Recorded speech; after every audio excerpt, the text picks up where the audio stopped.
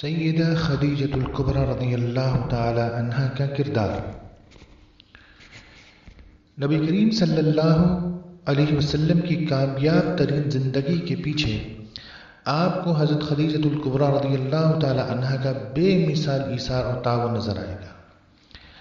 جیسے ہی ان کا نکاح آپ صلی اللہ علیہ وسلم کے ساتھ ہوا، انہوں نے اپنا سارا مال نبی کریم صلی اللہ علیہ وسلم کے قدموں میں نچھاور کر دیا۔ آپ صلی اللہ علیہ وسلم جب کبھی کفار کی ایذا رسانیوں پر رنجیدہ خاطر ہوتے اور گھر آتے تو خدیجۃ الکبریٰ رضی اللہ تعالی عنہا آپ صلی اللہ علیہ وسلم کو تسلیاں دیتی۔ بلکہ جب پہلی وحی نازل ہوئی تو نبی کریم صلی اللہ علیہ وسلم کافی خوف زدہ تھے، کیونکہ ایک نئی بات پیش آئی تھی۔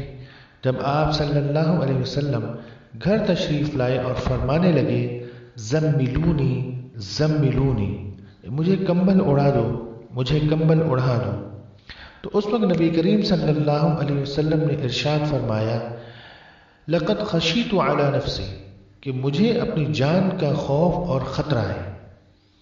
تو یہ بات سن کر خدیجۃ الکبریٰ رضی اللہ تعالی عنہ نے عرض کیا، اے اللہ کے نبی، کلا واللہ ما یخزیک اللہ ابدا، ہرگز نہیں، اللہ تعالیٰ آپ کو رسوا نہیں کریں گے۔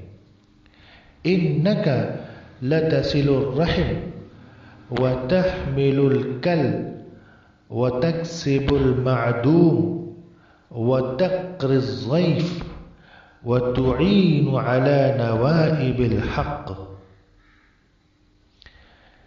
کہ اس لیے کہ آپ تو صلہ رحمی کرنے والے ہیں اور لوگوں کا بوجھ اٹھانے والے ہیں، اور جن کے پاس کچھ نہیں ہوتا ان کو کما کر دینے والے ہیں، اور مہمان نوازی کرنے والے ہیں، اور نیک کاموں میں دوسروں کی مدد کرنے والے ہیں۔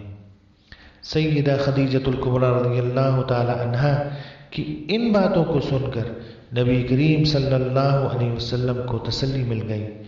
یوں حضور اکرم صلی اللہ علیہ وسلم کی کامیاب زندگی کے پیچھے آپ کو بیوی کی شکل میں عورت کا کردار نظر آئے گا۔ اللہ تعالی ہماری عورتوں کو بھی اس طرح کے اخلاق نصیب فرمائے، اور ہم مردوں کے اخلاق کو بھی اللہ تعالی اچھا بنائے۔